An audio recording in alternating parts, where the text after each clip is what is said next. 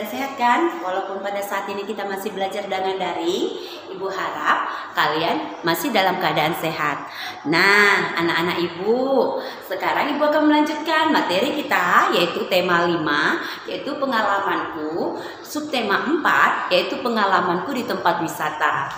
Nah, kita di rumah, walaupun masih belajar secara daring, Ibu harap kita harus lebih semangat ya. Lebih semangat, harus lebih rajin lagi belajarnya. Nah, anak-anak Ibu, sekarang kita masuk tempat wisata. Ibu rasa semua kita di sini pernah pergi ke tempat wisata. Tempat wisata itu ada tempat wisata di suatu daerah itu yang sangat bagus. Banyak ya. Seperti di Pekanbaru, tempat wisata di Pekanbaru ada Alam Mayang, ada Danau Buatan. Nah, di dalam setiap daerah itu pasti ada juga rumah adatnya. Nah, rumah adat, ingat ya, rumah adat. Ada pertama kita tinggal di Riau, daerah Riau. Daerah Riau rumah adatnya itu adalah Riau. Rumah adatnya adalah Selaso, Jatuh, Kembar. Nah, Selaso Jatuh Kembar. Tariannya apa? Tarian yang ada di Riau, tariannya itu tarian Japin. Ingat ya anak-anak, ini salah satu rumah adat yang ada di Riau. Nah, setiap daerah itu mempunyai rumah adat. Contoh lagi, Sumatera Utara. Sumatera Utara itu rumah adatnya apa? Rumah adat Bolon. Bolon. Nah, tariannya apa? Tariannya Sumatera Utara itu adalah tortor. Oke, anak-anak Ibu, tortor. Ada lagi namanya Sumatera Barat. Siapa di sini pernah ke Sumatera Barat atau yang sering kita bilang ke Bukit Tinggi? Nah, itu juga salah satu tempat wisata. Nah, ada itu Sumatera Barat.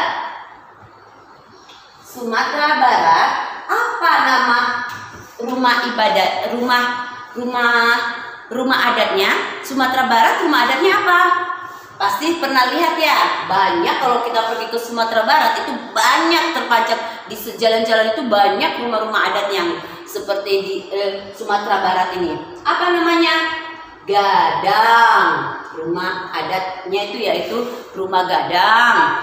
Ingat ya, rumah gadang. Tariannya apa dari Sumatera Barat? Tari piring. Tari piring. Apalagi? Ada lagi namanya tari payung. Kalau tari piring otomatis pakai piring. Kalau tari payung ya pasti pakai payung. Selain ini ada lagi? Ada. Selain ini ada. Contohnya Papua. Papua rumah adatnya apa? Ingat ya. Nah, itu contoh. Setiap daerah di Indonesia itu pasti ada rumah adatnya. Dan ada juga tarian khususnya. Misalnya tarian tadi Ibu bilang tarian dari Sumatera Utara itu tariannya tortor. Sumatera Barat tariannya tari tari piring. Nah, pasti kalau setiap orang Batak atau dari Sumatera Barat, Sumatera Utara itu tahu tari tortor apa. Pasti dari Riau itu pasti anak-anak yang sudah dari Riau yang tinggal besar di Riau itu tahu lagu tari Japin bagaimana. Tari Japin ini digunakan untuk acara penyembahan. Penyembahan misalnya kalau datang tamu, nah itu dibuatlah tarian Japin. Oke anak-anak Ibu. Nah, kita di dalam kehidupan kita sehari-hari kita tidak boleh mengambil keputusan sendiri. Ingat ya, di dalam kehidupan sehari-hari kita tidak boleh mengambil keputusan sendiri. Karena mengambil keputusan itu sesuai dengan pengamalan sila keempat Pancasila. Ingat, kita harus kompromi dengan orang-orang yang ada di sekitar kita di dalam yang terlibat untuk mengambil keputusan itu. Misalnya, contohnya Ibu ambil, misalnya kamu di rumah kamu. Di rumah, kamu mau ngambil keputusan mau berwisata misalnya ke suatu daerah. Si kakak maunya ke Sumatera Utara, sedangkan si adik maunya ke Sumatera Barat. Nah, di dalam keluarga itu kita harus sama-sama mengambil keputusan. Nah, pada saat kita mengambil keputusan itu kita sesuai dengan sila keempat. Ingat ya, kita harus mengambil musyawarah. Musyawarah itu sesuai dengan sila keempat ya. Nah, itu dia. Nah, apapun keputusannya nanti kita harus mengikutinya. Apapun hasil keputusan dari musyawarah itu, kita harus mengikutinya dan mematuhinya. Misalnya, aku mau, kata kakak, aku mau kita ke Sumatera Utara, sedangkan si adik bilang aku mau kita ke Sumatera Barat. Nah, maka diambil keputusan, oke, begini saja, kita akan ke Sumatera Utara dulu, baru bulan depan atau liburan kemudian kita akan ke Sumatera Barat. Itu keputusan. Semuanya jadi senang dengan hasil keputusan itu, oke? Tapi itu harus kita laksanakan, itu ya.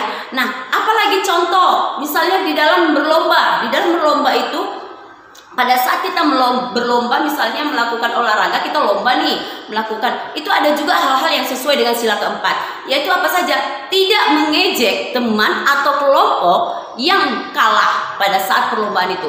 Kalau kita mengejek, berarti kita melanggar sila keempat. Dan kita harus bersikap jujur, tidak curang. Misalnya kamu mau bersikap curang di dalam permainan, berarti kamu melanggar sila keempat. Itu tidak boleh ya. Sportif itu juga termasuk sila keempat dalam permainan. Nah, contoh pada situ ada lagi sila kelima. Coba tanya, apa bunyi sila kelima? Keadilan sosial bagi seluruh rakyat Indonesia. Keadilan sosial bagi seluruh rakyat Indonesia. Apa contohnya di dalam kehidupan kita? Yaitu satu, bakti sosial. Bakti sosial, tahu bakti sosial? Kita itu melakukan misalnya ada suatu kemalangan, kita melakukan sumbangan, itu termasuk dalam bakti sosial. Ikut misalnya kita di dalam terjun memberi mereka misalnya santunan, sumbangan, itu termasuk bakti sosial. Baru menabung. Nah, itu juga kamu sudah melakukan sila kelima. Ingat ya, kalau kamu bolos berarti kamu melanggar sila kelima. Menabung, kita itu untuk apa menabung itu? Ingat, menabung itu kita harus wajib kita lakukan sebagai biar kita bisa tidak boleh hidup boros.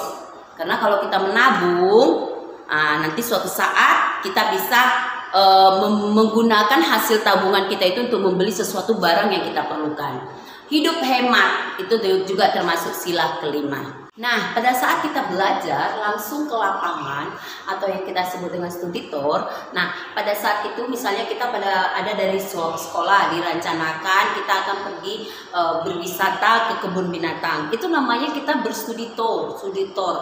Tujuannya untuk apa? Untuk melihat dan mengamati. Apa sih yang kita lihat di kebun binatang itu? Misalnya, kita melihat binatang-binatang yang ada di situ. Apa saja hewan-hewan yang ada di situ. Itu namanya kita melakukan studi tour. Nah, bisa juga kita studi tour ke tempat wisata yang lain seperti air terjun, tempat daerah air terjun. Contohnya apa? Di Sumatera Barat. Sumatera Barat ada air terjun namanya air terjun Lubuak. Air terjun Lubuak. Nah, di Riau apa? Ada juga di Riau air terjun. Air terjun namanya air terjun Aik Matua. Nah, di Sumatera Utara ada juga air terjun namanya air terjun Sigura-gura. Nah, kita bisa juga berstudi tour di sana. Apa saja yang kita lihat di sana di tempat air terjun itu? Otomatis yang kita lihat selain air apa? Selain itu apa yang kita lihat? Nah, itu biasanya studi tour itu dilakukan dari sekolah. Nah, kita akan pergi bersama-sama untuk ke tempat wisata tersebut. Nah, selain itu bisa juga ingat Indonesia itu juga banyak tempat-tempat wisata, ya, banyak sekali tempat-tempat wisata yang tidak bisa kita sebutkan satu persatu. Tapi ada satu tempat wisata yang sangat terkenal di Indonesia, yaitu tempat wisata Pulau Komodo. Nah, Pulau Komodo, ingat Komodo itu adalah binatang reptil atau binatang tua atau yang sudah lama, tapi cuma ada di Indonesia. Makanya binatang ini dilestarikan. Nah, ini berada di mana? Pulau Komodo ini. Pulau Komodo itu berada di Pulau Nusa Tenggara Timur. Di Kabupaten Manggarai Barat. Ingat ya, Pulau Komodo itu ada di NTT atau Nusa Tenggara Timur atau di Kabupaten Manggarai Barat. Ingat ya anak ibu, itu adalah salah satu keajaiban dunia karena cuma ada di Indonesia. Binatang yang sangat langka di Indonesia itu adalah komodo. Sampai orang-orang dari luar negeri juga, dari luar negeri itu datang ke pulau itu hanya untuk melihat binatang itu. Nah, begitu bangganya kita dengan Indonesia, senang melihat binatang-binatang itu cuma ada di Indonesia. Bayangkan aja. Selain itu ada lagi, kalau tumbuhan ada bunga rafflesia. Bunga rafflesia itu atau yang disebut juga bunga bangkai itu juga hanya ada di Indonesia. Nah itu ya anak-anak ibu ya. Jadi banyak sekali tempat-tempat wisata yang perlu kita jalani sebenarnya. Kita tidak harus pergi harus ke luar negeri. Di dalam negeri kita aja sudah banyak. Nah contohnya juga candi. Candi itu juga banyak di Indonesia. Ibu aja ambil aja ya. Candi yang paling besar cuma ada di Indonesia. Candi apa? Candi Borobudur. Di mana? Di Magelang. Magelang itu di mana? Jawa Tengah. Itu termasuk candi yang paling besar di dunia. Ingat ya, candi yang paling besar di dunia itu adalah Candi Borobudur. Itu ada di Indonesia. Betapa bangganya kita ada di Indonesia ini. Ada lagi Candi Prambanan.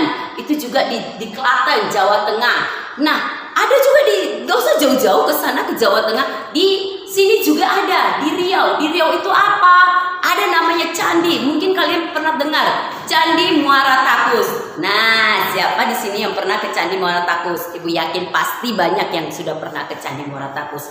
Nah, itulah. Tapi kadang-kadang kita itu kalau misalnya kita, kalau kita pergi ke tempat wisata pasti kita harus, pengen deh berfoto, ayo kita foto-foto. Pasti kalau kita foto itu menggunakan alat anak-anak ibu. Apa alat yang kita gunakan untuk berfoto? Kita mengabadikan di tempat wisata itu. Nah, alatnya yang kita gunakan adalah kamera sekarang sudah banyak, ada itu handphone. Kalau dulu tidak hanya handphone ya anak-anak ibu. Nah, selain itu ada lagi alat tempat wisata kita ada di Papua yang terkenal, sangat terkenal, yaitu Raja Ampat. Oke anak-anak ibu. Nah itulah dia tempat-tempat wisata. Selain itu ada lagi Tugu yang hanya ada di Indonesia. Itu Tugu Katulistiwa. Itu ada di Pontianak atau Kalimantan Barat. Itu Tugu Katulistiwa itu bahwa Indonesia termasuk salah satu garis daerah yang dilalui oleh garis Katulistiwa. Itu ada tugunya di Kalimantan Barat. Oke anak-anak ibu, itulah tempat-tempat wisata yang ada di Indonesia. Banyak lagi selain itu. Banyak lagi, ada lagi yang di Sumatera Utara seperti Danau Toba, ada lagi di Sumatera Barat, ada lagi di banyak, tidak bisa kita satu persatu. Jadi tidak harus keluar negeri, di Indonesia juga kita harus cinta dengan Indonesia. Itu sesuai dengan sila ketiga. Ingat anak-anak ibu, kita harus cinta dengan negara kita sendiri, Indonesia. Jadi salah satu tempat wisata yang harus kita tidak harus ke luar negeri, tapi hanya ada di Indonesia banyak. Tadi salah satunya Pulau Komodo. Oke? Nah, dari semua yang ibu bilang tadi, itu dari ada tempat wisata, ada juga kain khas yang dari Indonesia, khusus dari Indonesia, sudah dipatenkan, seluruh dunia mengakui itu bahwa dari Indonesia. Baju yang ibu pakai ini aja itu adalah kain dari Indonesia. Apa namanya? Kain batik. Semua tahu kan? Kita di sekolah juga ada kadang-kadang pakai baju batik. Kalian kalau berjalan-jalan ke manapun ada kadang pakai baju batik. Itu khas dari Indonesia. Sehingga dulu ibu masih waktu kecil ibu ingat ada presiden kita namanya Bapak Presiden Soeharto. Nah itu bapak itu kalau dia pergi ke luar negeri itu selalu pakai baju batik tuh. Bangga jadi bangsa Indonesia ya. Pakai kain batik itu khusus dari Indonesia. Nah, itu ada bagaimana cara membuatnya, itu ada alat-alatnya anak-anak ibu, ada namanya canting alatnya, alat untuk membatik ya, alat untuk membatik. Apa saja bu alatnya? Ada namanya canting, ada lagi namanya malam atau lilin batik. Ada lagi namanya di situ kainnya, kain mori namanya, kain mori. Baru ada lagi namanya jat pewarnanya, jat pewarna. Ada lagi apa lagi? Ada wajannya untuk tempat cantingnya itu, ada kompor kecil, itu semua alat-alat untuk membatik. Nah, batik ini, kain batik ini ada dua jenis. Itu satu dengan cara tulis. Dia membatiknya dengan cara ditulis, dan satu lagi dengan cara dicetak. Nah, anak-anak ibu, itu adalah kain khas Indonesia. Oke, anak-anak ibu harap kalian selalu tahu apa itu yang dibanggakan oleh bangsa kita. Jadi kalian sampai besar pun tahu, oh kain batik itu dari Indonesia. Pulau Komodo itu dari Indonesia. Oh Borobudur itu Indonesia, itu dari Indonesia. Itu tidak ada di mana-mana. Mau kamu buat pergi kemana pun tidak akan kamu ketemukan binatang komodo hanya ada di Indonesia. Oke? Batik itu asalnya dari Indonesia. Kalau ada pun dari negara-negara lain, itu pasti datangnya dari Indonesia. Oke, Nana Ibu? Sekian dulu pembelajaran kita hari ini. Ibu harap apa yang Ibu sampaikan pada saat ini bisa menambah semangat kalian di dalam belajar, dan Ibu yakin pada saat ini kalian harus lebih rajin lagi membuka buku, memperhatikan pelajaran-pelajaran, mengulang. Ingat ya, jangan suka membantah orang tua, itu tidak baik. Oke, sekian pembelajaran dari Ibu. Sampai ketemu.